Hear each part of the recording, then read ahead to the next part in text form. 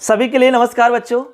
बहुत अच्छे से आप तैयारी में लगे हुए होंगे, ऐसी उम्मीद और आशा के साथ आज की क्लास को शुरू करते हैं। बच्चों, आज की क्लास में हम आपको बताने वाले बीएसटीसी 2025 के लिए मोस्ट इंपॉर्टेंट शब्द रूप कौन कौन से हो सकते हैं। वैसे तो आपको पता है कि सिलेबस में कहीं पर भी शब्द रूपों के बारे में नहीं बताया कि भाई कौन कौन से शब्द रूप पूछे जाएंगे, तो इसमें बड़ा कंफ्यूजन रहता है कि कौन से हम शब्द रूप याद करें कौन से ना करें।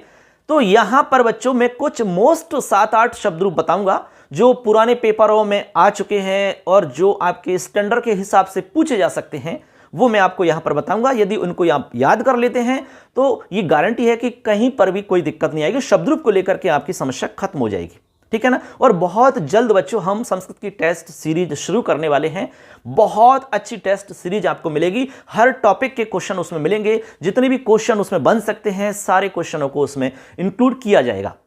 तुरंत रिजल्ट मिलेगा उसमें, जैसे आपने टेस्ट सीरीज दी तुरंत उसमें रिजल्ट मिल जाएगा और कौन कौन से प्रश्न आपके गलत हुए वो भी पता चल जाएगा। तो जरूर उस सीरीज से आप जुड़ें, बहुत जल्द आपके सामने होगी। लगभग 1-2 दिन में आपको हम टेस्ट सीरीज का लिंक शेयर कर देंगे, आपको वीडियो के माध्यम से सूचित कर देंगे, आपको पता चल जाएगा। निश्चित रूप से आपसे जुड़ जाना है, ठीक है ना। चलिए आज की क्लास में हम बता रहे हैं शब्द रूपों के बारे में।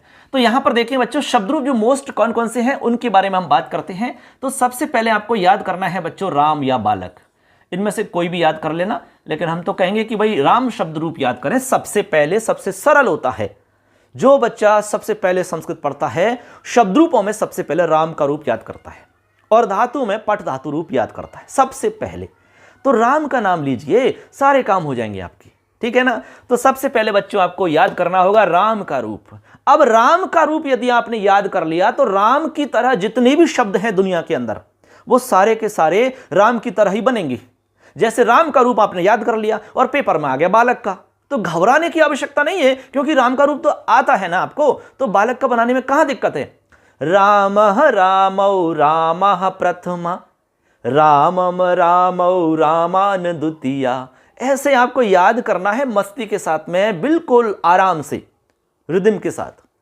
अब राम का हो गया तो बालक का बना सकते हैं। बालक है बालकौ बालका प्रथमा बालकम बालकौ बालकान द्वितीया राम रामौ रामः प्रथमा रामम रामौ रामान द्वितीया। बताओ कोई दिक्कत आई क्या? नहीं। तो इस तरह से याद कर सकते हो हम।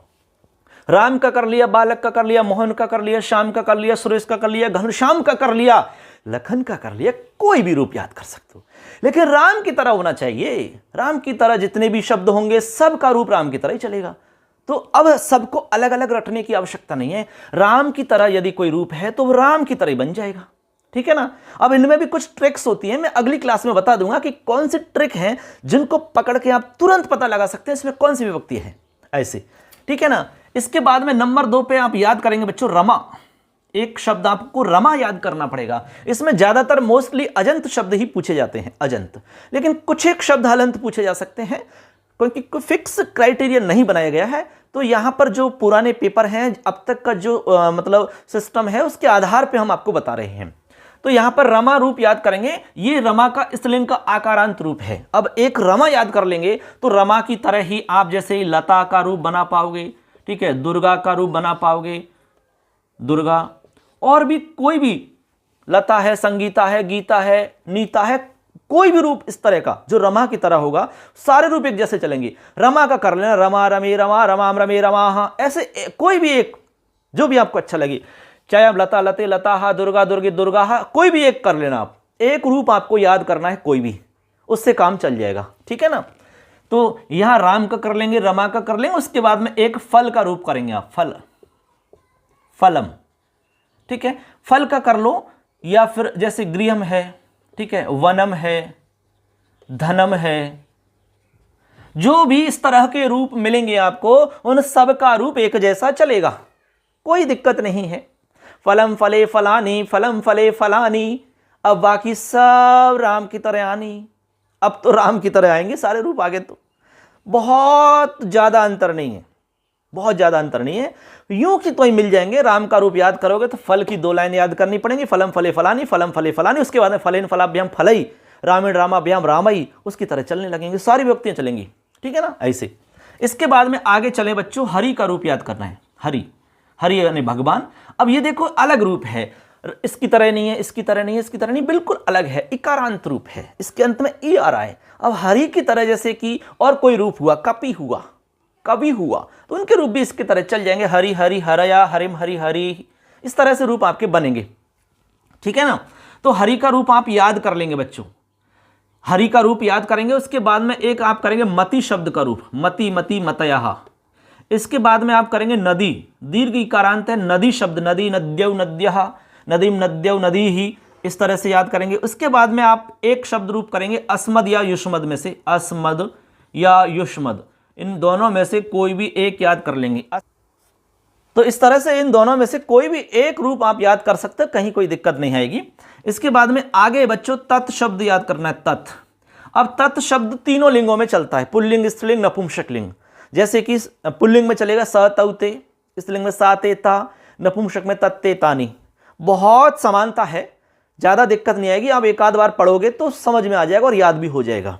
ठीक है। इसके बाद में एक लास्ट और बता रहे हैं हम, आत्मन शब्द है, आत्मन, आत्मन शब्द है और ये पुल्लिंग में होता है, आत्मा, आत्मा का रूप याद करना है आत्मन से, आत्मा आत्मानो आत्मनः, इस तरह से रूप चलता है इसका। तो आपको हमने यहां पर मोस्ट 9 शब्द रूप बताए बच्चों, कितने? 9 शब्द रूपों को यदि आप याद कर लेते हैं तो शब्द रूप से रिलेटेड कोई भी प्रश्न आपका गलत नहीं होगा, ये हमारी गारंटी है। लेकिन ये अच्छे से समझ में आने चाहिए, याद होने चाहिए आपको। अब इनकी क्या ट्रिक होती है वो मैं अगली क्लास में बता दूंगा कि किस तरह से हम ट्रिक के माध्यम से पहचान कर सकते हैं। अब देखो बच्चों, इसमें 2 तरह के प्रश्न आपसे पूछे जा सकते हैं। एक तो पूछा जा सकता है कि डायरेक्ट आपको यहां पर पद दे दिया जाएगा और उसमें कहा जाएगा कि इसमें कौन सी विभक्ति है, एक तो ये हो गया। दूसरा तरीका हो गया, जैसे हमसे कह दिया कि हरि शब्द की चतुर्थी एक वचन में क्या रूप बनेगा, हरि शब्द चतुर्थी एक वचने किम रूपम, हरि शब्द का चतुर्थी एक वचन में क्या रूप होगा। यह पूछ लिया कि राम शब्द से षष्ठी एक वचने किम रूपम, राम शब्द का षष्ठी एक वचन में क्या रूप होगा, सप्तमी एक वचन में क्या रूप होगा, पंचमी द्विवचन में क्या रूप होगा, चतुर्थी बहुवचन में क्या रूप होगा। इस तरह के सवाल आपसे पूछे जा सकते हैं। तो मोस्टली 2 तरह से सवाल को पूछा जाएगा इसमें। ठीक है ना। तो उम्मीद करते हैं आप समझ गए होंगे। इनका आप अच्छे से स्क्रीनशॉट ले लो या फिर इसको आप नोट कर लेना, ज़्यादा तो है नहीं कुछ भी। अपने दोस्तों को भी बता देना, भी उनको भी फायदा मिल जाए, बहुत अच्छी बात है। तो हमने देखिए इससे एक पहले हमने एक क्लास ली थी, उसमें धातुओं के बारे में हमने बताया था। यदि आपने वो क्लास नहीं देखी है तो वो जरूर देख लेना। और इसमें हमने शब्द रूपों के बारे में बात की है, तो इसमें मोस्ट शब्द रूप हमने आपको बता दिए। अच्छे से याद करना, समझ लेना, इनका पाठ करना सबसे बढ़िया तरीका है कि पाठ करो डेली। जैसे ही उठे आप, उठ करके इनको 10 मिनट में पढ़ लो सबको, अलग अलग शब्द रूपों को, राम का पढ़ लिया, रमा का, हरि का, मति का, नदी का पढ़ लिया। 2-4 दिन में पढ़ोगे ना तो निश्चित रूप से आधे से ज़्यादा तो याद हो जाएंगे पढ़ने मात्र से। तो इस तरह से आप याद कर सकते हैं बच्चों, पढ़ते पढ़ते आपको याद हो जाएंगे। कुछ एक यहाँ पर विभक्तियाँ होती हैं जहाँ से मोस्टली क्वेश्चन पूछा जाता है, जैसे कि द्वितीय विभक्ति में से क्वेश्चन पूछा जाता है, षष्ठी में से है, सप्तमी में से है और चतुर्थी पंचमी में से। यानी यहाँ एक वचन से ज़्यादा सवाल पूछने की मतलब संभावना रहती है। एक वचन के रूप आपको अच्छे से समझ में आने चाहिए। एक वचन में क्या परिवर्तन होता है पंचमी में, चतुर्थी में, षष्ठी में, सप्तमी में। यानी कि एक वचन वाली लाइन काफ़ी इंपॉर्टेंट होती है। अधिकतर सवाल इसी लाइन में से पूछे जाते हैं क्योंकि परिवर्तन यहाँ होता है ज़्यादा, इसलिए। ठीक है ना। इस तरह से बच्चों आप ये समझ चुके हैं, आराम से इसको देख लीजिए, अपने दोस्तों को शेयर कर दें, चैनल को सब्सक्राइब कर देना। अगली क्लास में आपसे फिर मिलेंगे। यदि कोई आपका सवाल है तो निश्चित रूप से आप कमेंट में हमसे कह सकते हैं। और टेस्ट सीरीज बहुत जल्द शुरू करने वाले हैं, तो निश्चित रूप से उससे आपको जुड़ना है। ठीक है। धन्यवाद सबके लिए। जय हिंद, जय तु भारतम, जय तु संस्कृतम। नमस्कार।